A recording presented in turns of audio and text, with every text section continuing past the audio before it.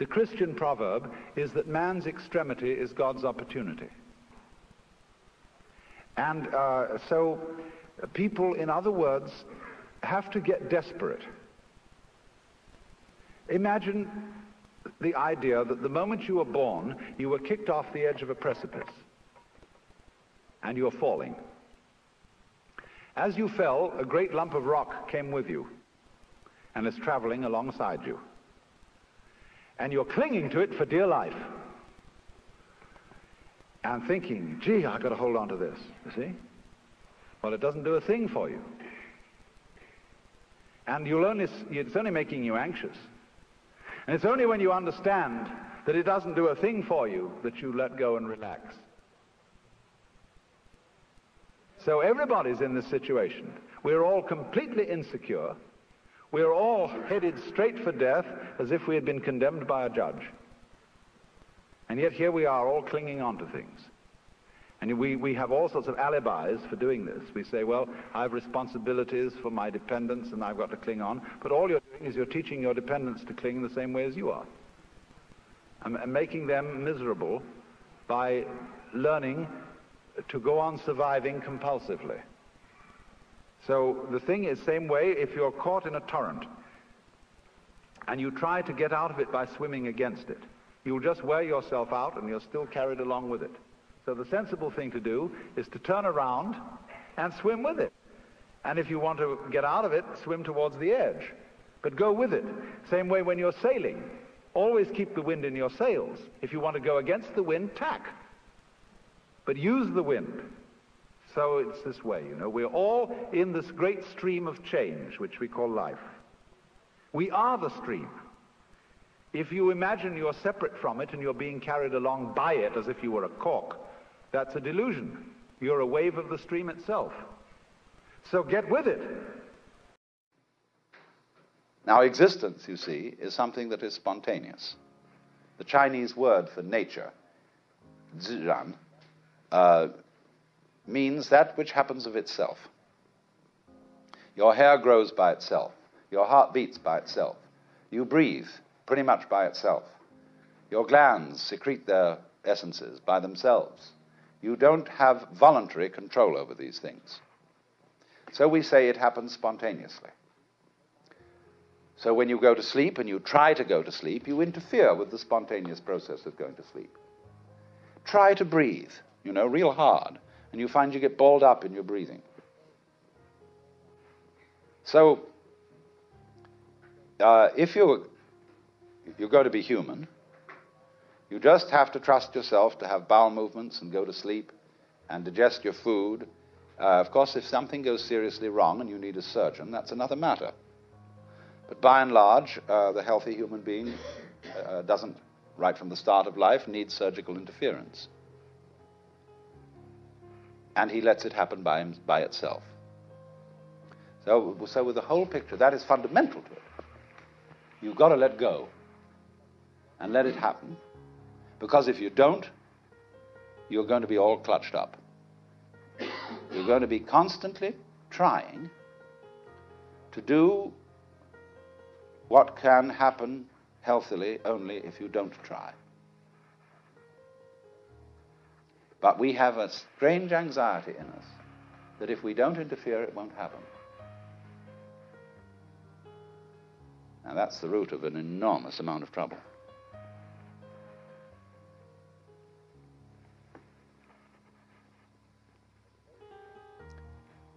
But the basis of it all is this, then. If we say, you must survive, or I must survive, life is earnest, and I've got to go on,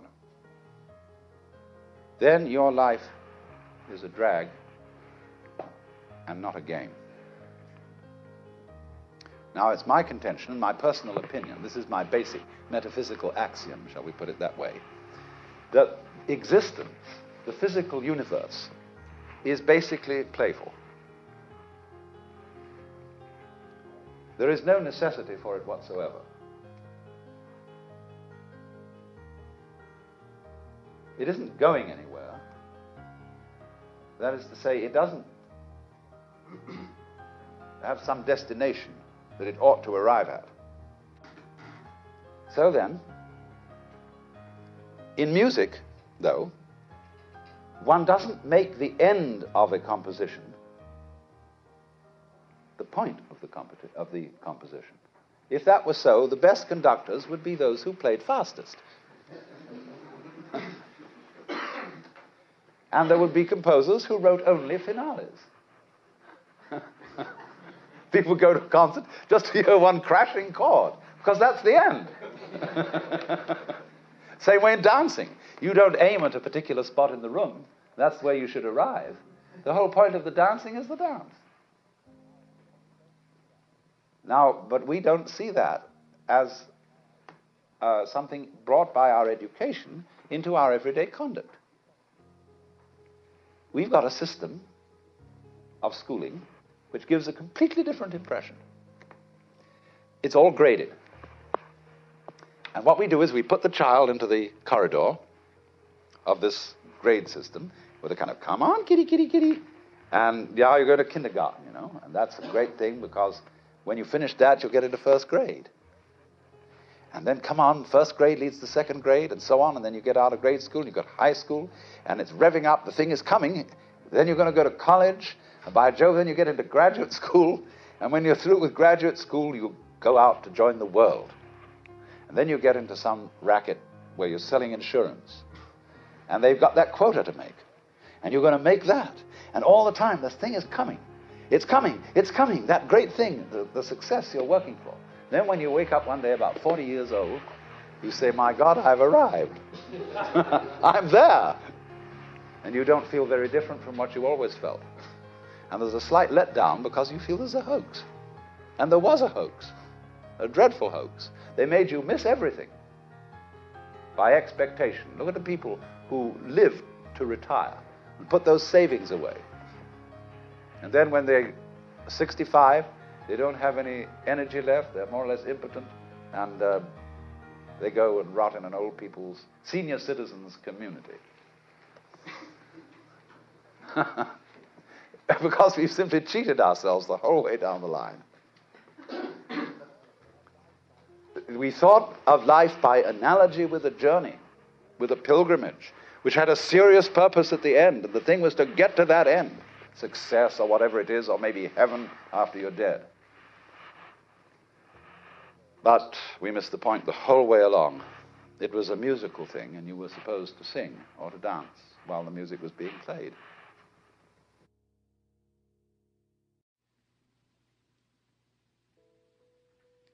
So then, when there is nobody left to resist the thing that we call change, which is simply another word for life, and when we dispel the illusion that we think our thoughts, instead of being just a stream of thoughts, and that we feel our feelings instead of being just feelings, it's like saying, you know, to feel the feelings is a redundant expression. It's like saying, actually, I hear sounds, for there are no sounds which are not heard. Hearing is sound. Seeing is sight. You don't see sights. Sightseeing is a ridiculous word. You could just say either sighting or seeing, one or the other, but sightseeing is nonsense. So we keep doubling our words, and this doubling is comparable to oscillation in an electrical system where there's too much feedback, where you remember in the old-fashioned telephone, where the receiver was separate from the mouthpiece, the transmitter. If you wanted to annoy someone who was abusing you on the telephone, you could make them listen to themselves by putting the receiver to the mouthpiece. But it actually didn't have that effect. It set up oscillation. It started to howl. It could be very, very hard on the ears. The same way, if you turn a television camera at the monitor, that is to say, the television set in the studio, the whole thing will start to jiggle. The visual picture will be of oscillation, like that. And the same thing happens here. When you get to think that you think your thoughts, the you standing aside the thoughts has the same sort of consequence as seeing double. And then you think, can I observe the thinker thinking the thoughts? Or, I am worried, and I ought not to worry, but because I can't stop worrying, I'm worried because I worry. And you see where that could lead to. It leads to exactly the same situation that happens in the telephone, and that is what we call anxiety, trembling. But this discipline that we're talking about of Nagarjuna's abolishes anxiety, because you discover that no amount of anxiety makes any difference to anything that's going to happen.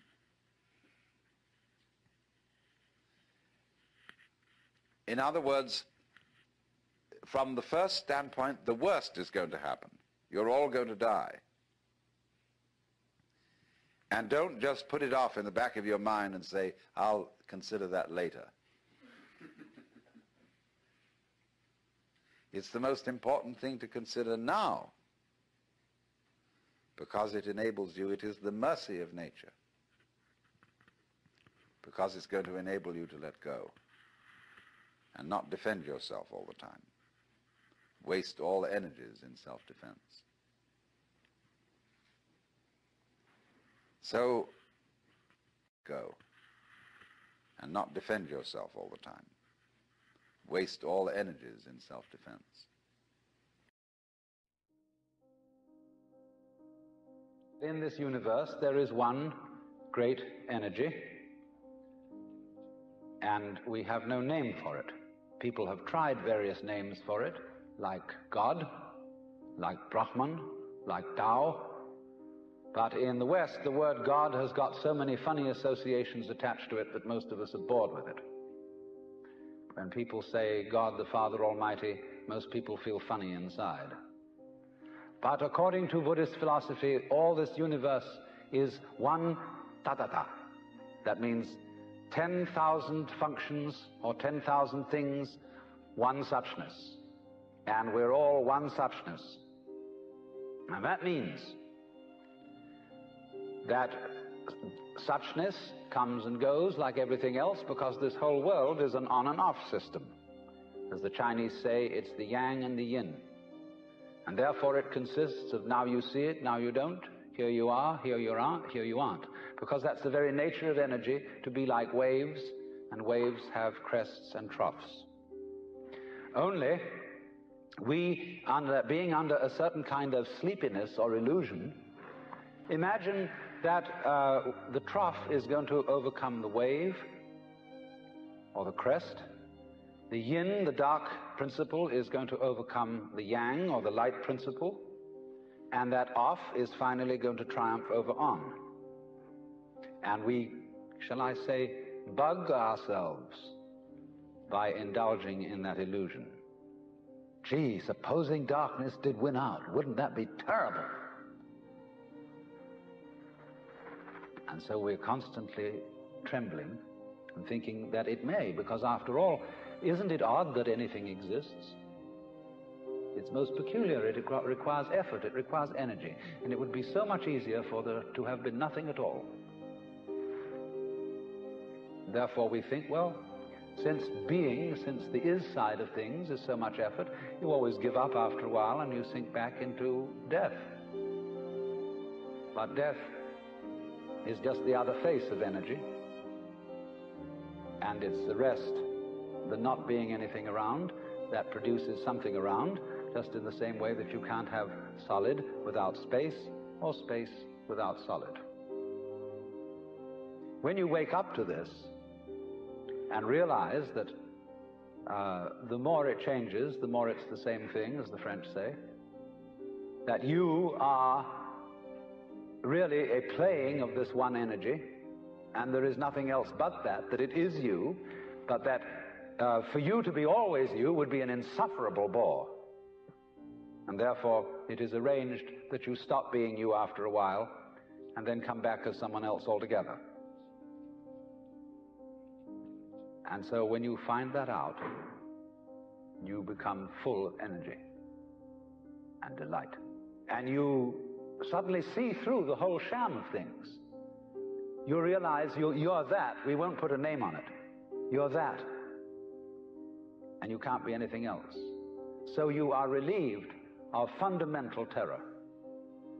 That doesn't mean that you're always going to be a great hero, that you won't jump when you hear it bang, that you won't worry occasionally, that you won't lose your temper. It means, though, that fundamentally, deep, deep down within you, you will be able to be human in the pains, difficulties, and struggles that naturally go with human existence. But to have no hang-up, that is to say, to be able to drift like a cloud and flow like water, seeing that all life is a magnificent illusion, a playing of energy, and there is absolutely nothing fundamentally to be afraid of. Fundamentally. You will be afraid on the surface. You will be afraid of putting your hand in the fire. You will be afraid of getting sick. But you will not be afraid of fear. Fear will pass over your mind like a black cloud will be reflected in the mirror.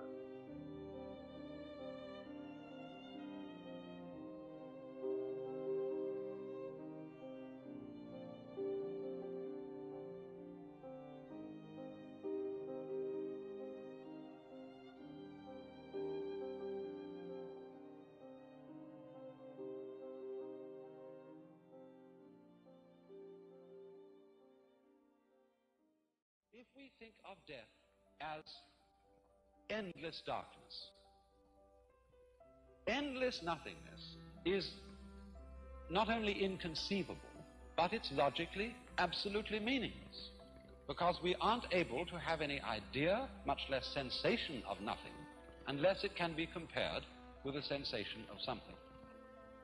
These two things go together. And therefore, I think what is meant is that the vacuum created by the disappearance of a being, by the disappearance of his memory system, is simply filled by another being who is I, just as you feel you are I. The funny thing, though, about being I, about feeling that one is sort of a center of the universe, is that you can only experience this I sensation in the singular. You can't experience being two or three I's all at the same time. Now then, it seems to me that this idea has three very important consequences. One is that the disappearance of our memory in death is not really something to be regretted. Of course, everybody wishes to hold forever to the memories and to the people and the situations that he particularly loves. But surely, if we think this through, is that what we actually want? Do we really want to have those we love, however greatly we love them, for always and always and always and always? Isn't it inconceivable that even in a very distant future, we wouldn't get tired of it?